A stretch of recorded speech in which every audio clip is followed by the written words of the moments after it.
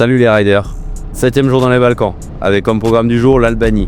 Malgré sa réputation pour ses paysages bruts et sa nature luxuriante, il ne fait malheureusement pas du tout le temps idéal pour apprécier au mieux ces paysages. Je vais même passer la plupart de la journée dans ma veste de pluie, que j'appelle personnellement le panier à salade, mais on a quand même le gros smile d'avoir la chance d'être ici. À peine la frontière passée, on va tirer direct dans la montagne en direction d'un lac au nom imprononçable, le même que Tom Barrer emmène voir ses stagiaires. Même en ayant déjà vu pas mal de voyages à moto en Albanie sur les réseaux, ça reste quand même incroyable pour les yeux et pour l'esprit, mais je te laisse sans juger par toi-même.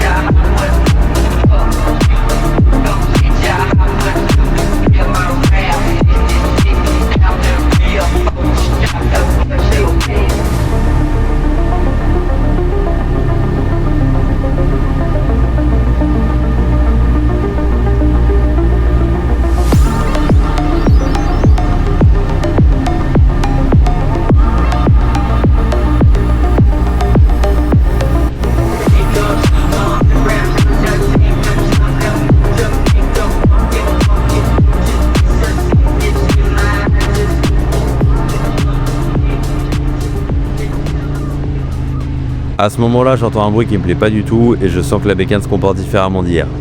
Je suspecte que la chaîne se soit détendue, mais on va devoir s'arrêter pour vérifier tout ça. Avec tous les événements et les problèmes mécaniques depuis le début du voyage, je suis le dernier à qui n'est encore rien arrivé, donc je préfère checker ça rapidement pour éviter d'aggraver la situation. Il y a un problème avec la meule. Merde, putain. Il y a peut-être rien, mais quand j'accélère, il y a un bruit qui tape en dessous. Bah, demi-tour. Ah non, attends, je sais pas ce que c'est, je vais regarder déjà. Mais quand j'accélère, au début je crois que c'était la chaîne ou un truc, ou que c'était les cailloux qui tapaient sur le sabot. Le bateau du coup parce que ça nous met un... Attends, ça se trouve c'est rien. Après vérification, ce n'était pas la chaîne qui s'était détendue, mais l'écrou d'axe de roue arrière qui s'était desserré, ce qui avait pour résultat de faire taper la chaîne sur le brossillon à chaque coup de gaz. On sort la trousse à outils, on règle ça rapido bambino et on repart, car je sens que le gras nous appelle encore et on ne doit pas traîner pour prendre le bateau.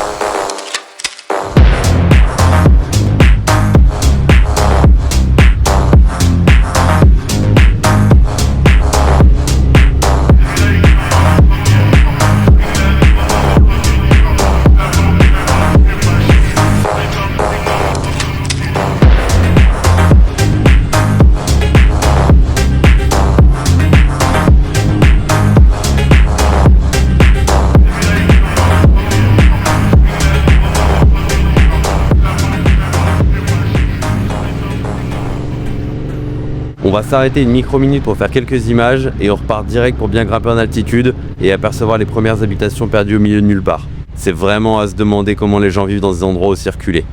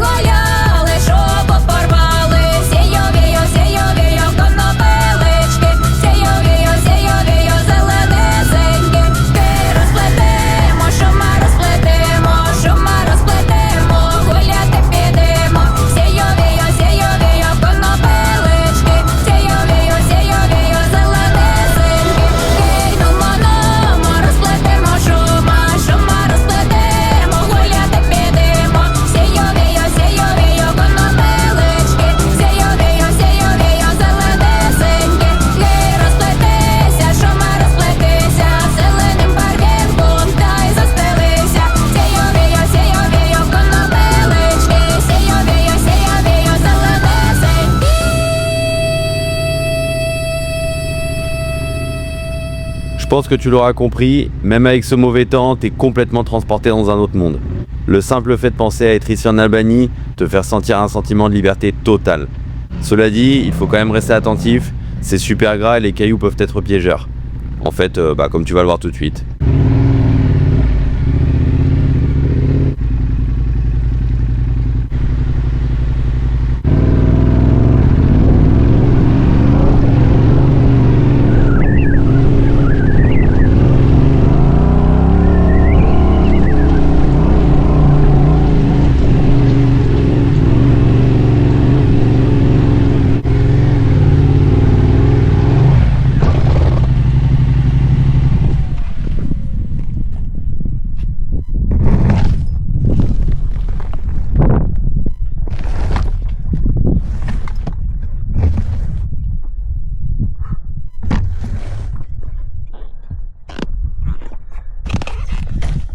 1, 2, 3.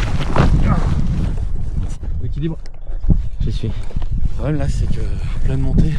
Le mieux, c'est d'essayer de te reculer, de repartir un peu dans l'herbe. Essaye de reculer un peu. Attends, ça, je dégage, on verra ça plus tard. Ah ouais. Ça dans les poches parce que là. Là, on va essayer de la reculer et de te refoutre dans l'herbe pour que tu passes à droite du caillou. Tu vois? Embrayage. Ouais, c'est bon. Faut la reculer par contre. Prends le frein, toi. Tu prends le frein. C'est toi qui vas là. C'est toi qui vas la freiner de l'avant. Elle va y aller. Ah, reculer. Pas grave, là, on la relève direct d'ici. En négatif, c'est pas grave. Hein? Bouge bien. Vas-y, là, c'est bon. 1, 2. Attends. Le guidon, comme ça, j'ai plus de bras de levier. 1, 2, 3. Je glisse. Moi aussi. Va au bagage. Voilà, pour la faire monter. Faut que je pousse ça. Tu vas la reprendre sinon tu vas reprendre. Attends. Avec, tu vas glisser, tu vas reprendre la même. De toute façon, on monte encore 100 mètres et puis le jeu va être fait, je crois. Il est là l'équilibre.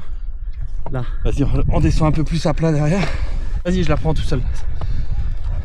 C'est bien là. Enculé. Hop là.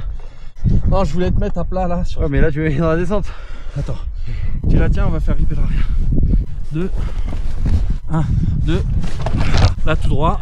Vas-y, lâche tout. Ouais, là c'est bon. C'est là que je voulais la mettre. Eh, si ça passe pas, Dégage. basta. Fais demi-tour. Prends le chemin de droite là. Ouais. En caillou. J'aimerais bien aller au lac, mais si on n'y va pas, c'est pas grave.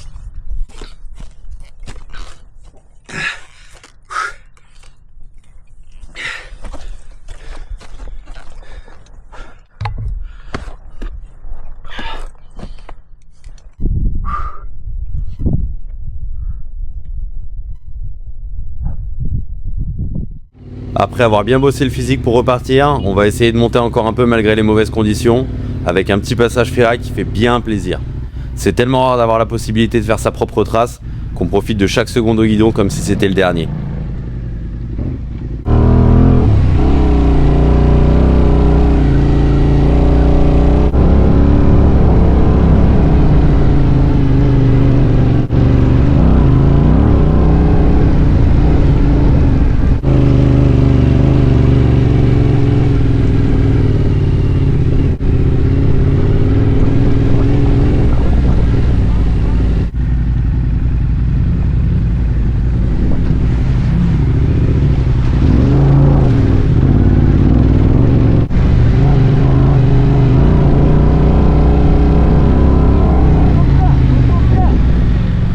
Vince me demande de l'attendre en bas, il va monter voir comment c'est en haut pour qu'on traîne pas trop si ça sert à rien d'aller plus haut.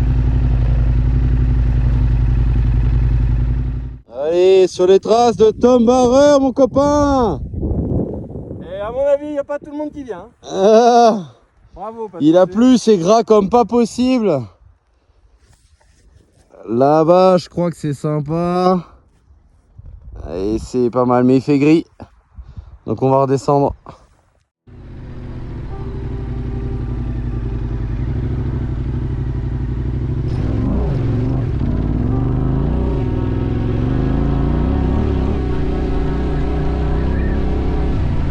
With how dark it is, I can't see anything but you.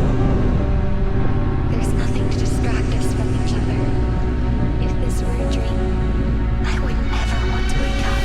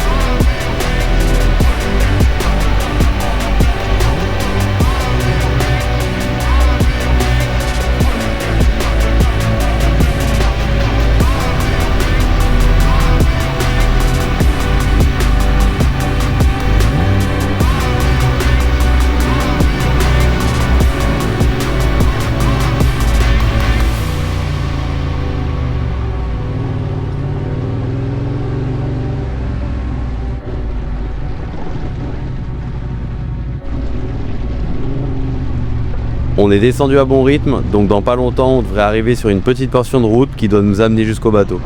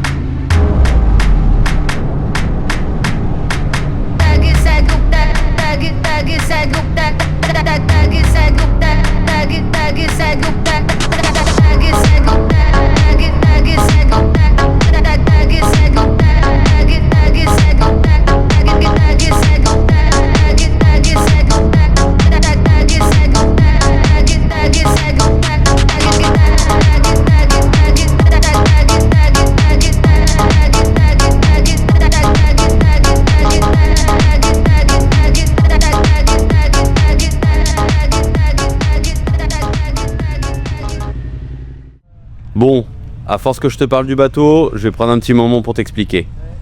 Quand tu arrives au lac Coman, il y a 3 options. Option 1, tu prends la route de droite avant le ferry comme l'ont fait les autres motards, mais 10 km plus loin, la route s'arrête et se transforme en piste qui te mènera à un cul-de-sac dans les hauteurs montagneuses. Option 2, 5 km avant d'arriver au lac, tu prends le pont sur ta gauche à Douchage, tu passes par Fougé, Arez et Pouquet, uniquement possible par la route. C'est pas mal ça, non ? Non, en fait, il y a un problème. Il y en a pour 4 heures de route et il se passe vraiment pas grand chose sur cette route. Option 3. Tu négocies le prix avec le gars du bateau pour une traversée de 2 motos qui te coûtera moins de 40 € au total. De toute façon, c'est le prix que tu aurais mis dans le réservoir et c'est sans compter la fatigue et l'usure des pneus. Au final, tu t'en sors à te reposer sur le bateau pour la traversée somptueuse du lac Coman en 2 bonnes heures. Entre nous, pas besoin de s'arracher les neurones pour savoir quel aura été pour nous le meilleur choix. On embarque sur le ferry et on papotera un petit peu avec nos voisins de siège qui ne sont autres que des Bretons entrés dans les Balkans, mais eux le font en 4x4. Du coup, on attendra patiemment que le ferry navigue de l'autre côté du lac, alternant contemplation, sieste et débriefing de tout ce qui s'est déjà passé plus tôt dans le voyage.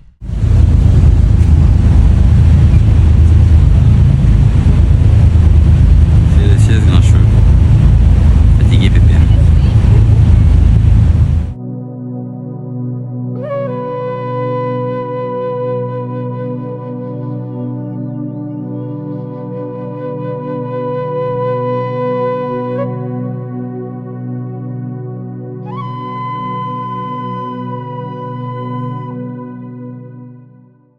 Les 2 heures de traversée du lac se sont bien passées, mais c'était quand même un peu long à cause des vibrations du moteur du bateau. Ça te donne l'impression d'être assis sur un téléphone géant en mode vibreur. On aime ou pas, mais ça c'est toi que ça regarde. Concernant le débarquement, c'est plutôt simple. Tout le monde a tellement hâte de sortir du bateau que c'est la super cohue, une sorte d'exode pour échapper au bateau vibrant. Du coup, les gens font n'importe quoi, sortent n'importe comment et ça bloque tout le monde. Bref, un vrai bordel. Même dans le tunnel, tu te fais déposer par des mecs qui jouent des coudes pour se frayer un chemin et qui se la jouent baroudeur avec des motos qui n'ont jamais vu autre chose que le bitume. Et tout ça pourquoi ? Pour la trouver posée par terre en sortie du tunnel parce que la route est mouillée. Bref, chacun son attitude et chacun sa patience face à l'attente. Une fois la cohue passée, on sort de cette effervescence par le seul itinéraire possible, une route qui longe le Drin, ce magnifique fleuve entre les montagnes albanaises. Seulement, le temps n'est pas au rendez-vous, pas plus que la route qui est dans un état assez particulier. C'est du bitume, là-dessus on est d'accord. Mais les nids de poules sont grands comme des doubles plaques d'égout, c'est humide et grand en même temps. Bref, c'est bien moins marrant que de rouler dans les cailloux si tu veux mon avis.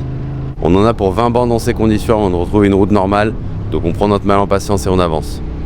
Après concertation avec Vince, on décide de chanter une partie de la trace pour gagner du temps et arriver plutôt à la frontière avec le Monténégro, puisqu'on est obligé d'y repasser pour aller en direction de la frontière croate près de Dubrovnik. C'est le signe qu'on est bientôt à la fin de notre voyage, puisqu'on est au point le plus au sud de la trace globale et qu'il faut maintenant remonter assez haut en Croatie pour récupérer le camion et les 2 soldats qui vont avec. Ça y est, on est repassé au Monténégro, et quoi de mieux pour retrouver le pays dans lequel on s'était autant extasié que de repartir dans la montagne en passant par une piste dont la montée nous aura paru interminable. On voit même l'eau ruisseler en plein milieu de la piste tellement il y a de l'eau ici.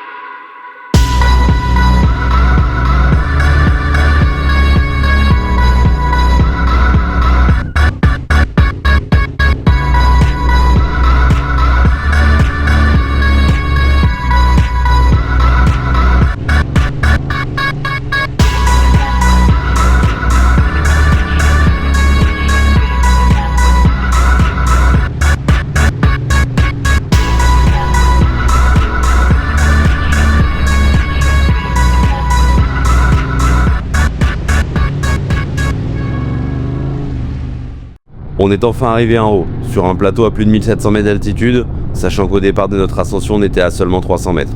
Quand je t'ai dit qu'on a eu l'impression que ça ne s'arrêterait jamais de monter, c'était pas du flan. Vince et moi on n'est pas trop branchés route, mais quand c'est une route minuscule, toute neuve, sans personne et avec un décor pareil, on a un peu plus envie de se laisser faire, non ?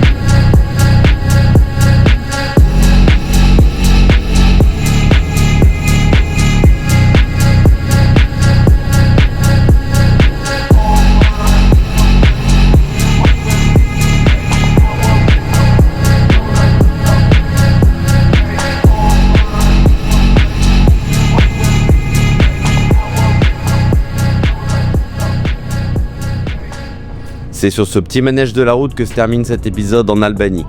C'était l'avant-dernier de ce voyage dans les Balkans, puisque le prochain opus se focalisera sur le retour par la Croatie, avec de belles surprises au programme.